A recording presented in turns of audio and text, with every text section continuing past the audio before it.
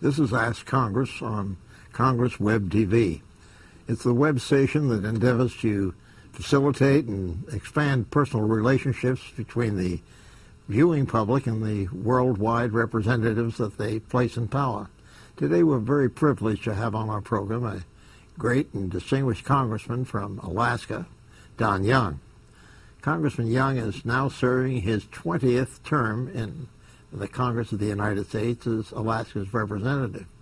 He was first sworn in after winning a special election on March 6, 1973.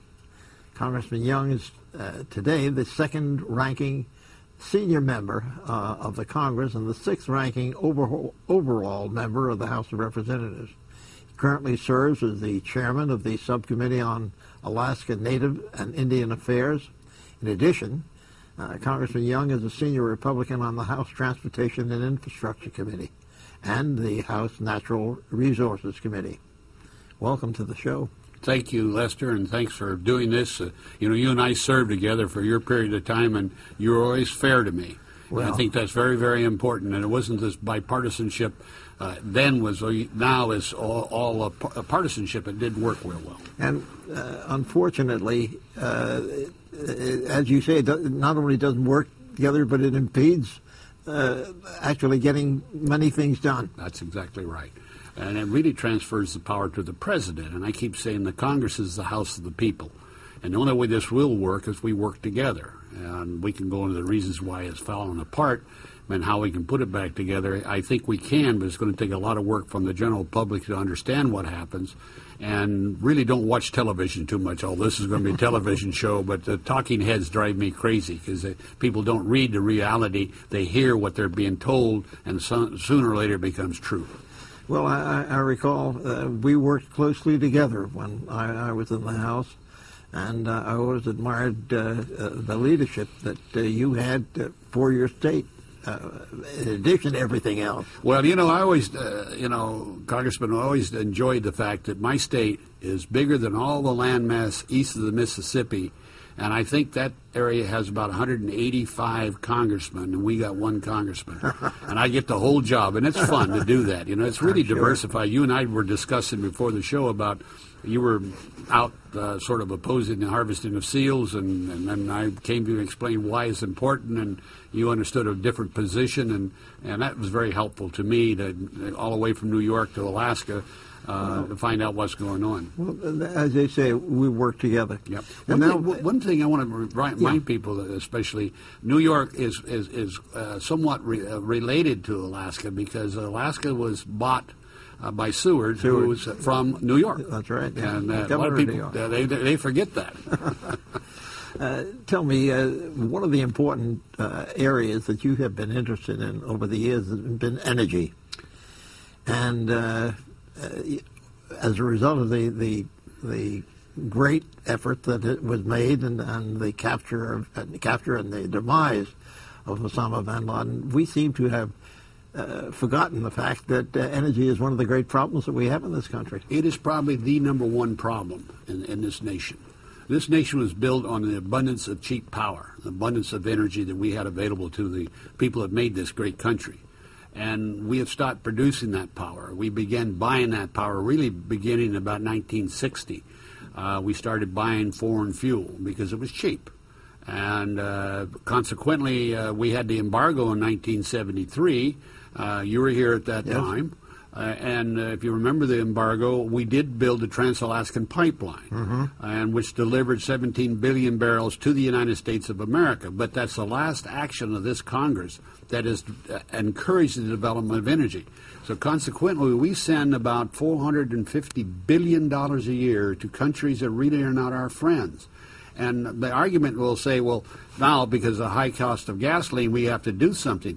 Well, it's not just a high cost of gasoline, because it won't drop that much even if we develop our own domestic resources, because oil prices are based upon the world market. But it'll keep it from spiking. Because when the oil prices spike, if you're in business and you put in your budget how much energy money you're going to spend, and all of a sudden it quadruples, then there goes your whole model of your business. So we have to start developing our resources. I mean all forms of resources, not just oil. I myself believe oil is very important for the commerce of this nation because that's what moves our planes, our trains, our ships, and our automobiles, and yes, our trucks too. Mm-hmm.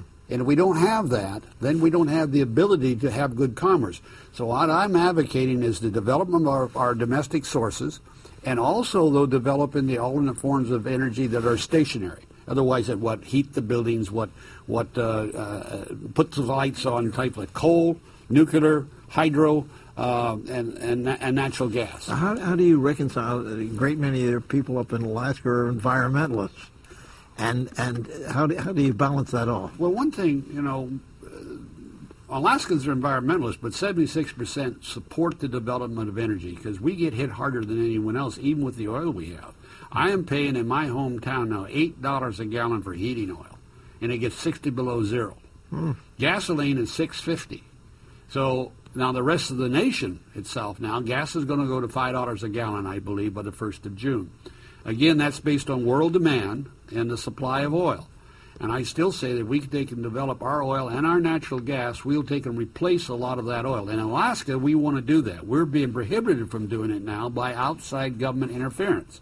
And this is one of the problems. Even, I don't care who the president is, until they are directed by the president or the Congress, let's get energy moving in this country, they won't be able to do it. You have that many different permits you got to go through. Different individuals within the agencies will say, we don't believe this should be done. Individuals, by the way. Not a policy by the president. Not a policy by the Congress. We don't have an energy policy.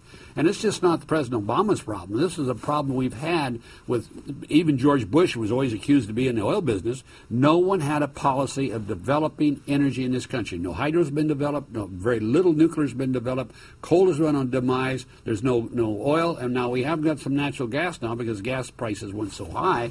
We're trying to get into the gas field. And that is a solution, by the way, because we do have an abundance of natural gas.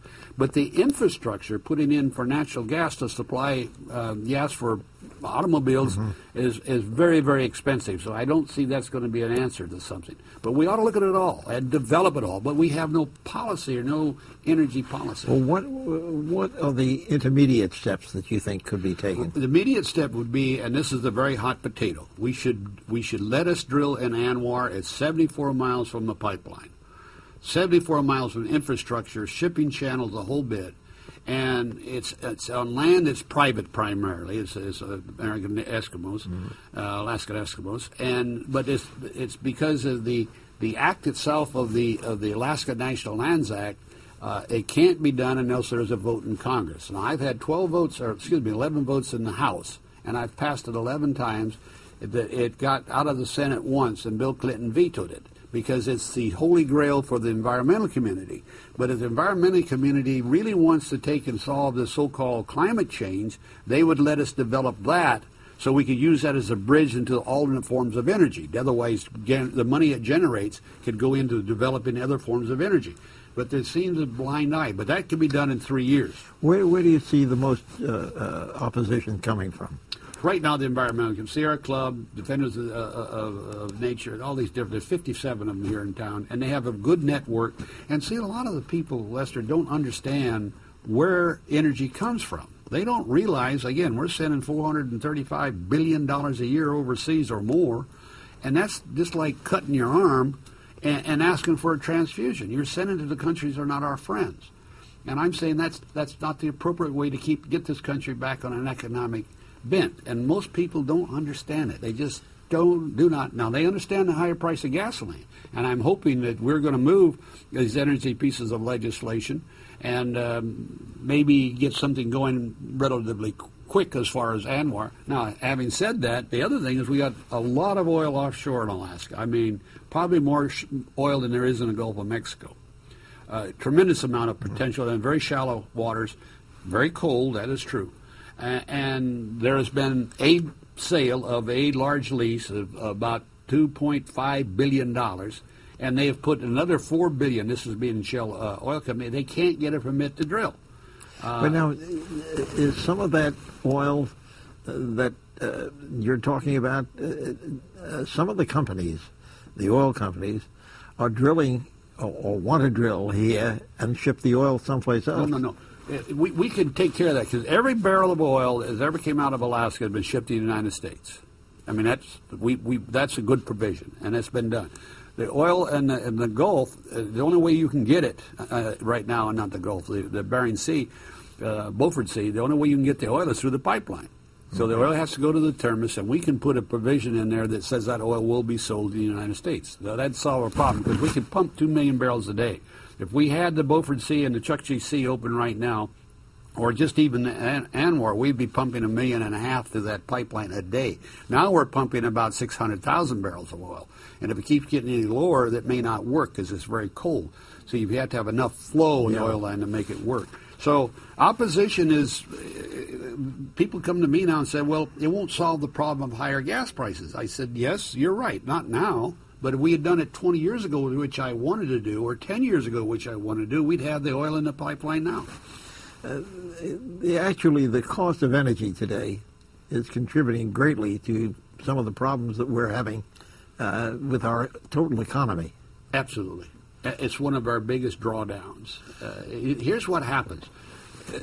If you have to pay $5 a gallon for gasoline, and you have a job that pays you $25 an hour, and you have a house payment to make, you have food payment to make, you want to put your kids through college, you were paying $1.19, $1.35, and now you're paying $5. You don't have the surplus cushion, money to buy anything or do anything else, so that draws the economy down. You don't add an addition to your house.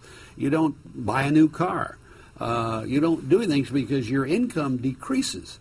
And that's what people, and it takes a while to adjust to that. It probably will adjust over time if the price stays up, which it will, but you have to have that availability of oil or it'll spike again. And, that's my challenge. I want to get our oil and stuff produced so that price will stay level. That's all I'm asking. Let me tell you one other thing. People don't understand oil isn't just gasoline. They don't. Of a 42-gallon barrel of oil, that's what they count them at. 42 gallons, there is 19% of it is turned into gasoline and jet fuel. The rest of it is all the other residue. And I'm talking about asphalts. I'm talking about medicines. 250 products are made from that oil. The things that you don't, jet fuel is one of, that's what I said already. But that whole other part of that 44 gallons, that's things that your clothes, your shoes, the rubber we have on our tires, byproducts. And people say, well, I can live without oil, but you can maybe live without gasoline, but you can't live without the medicines and by the way, Pampers. That's another one that's made from oil. I've seen the mothers start hollering about no Pampers for their babies. That is to get them excited. On that question, however, there's been a great clamor to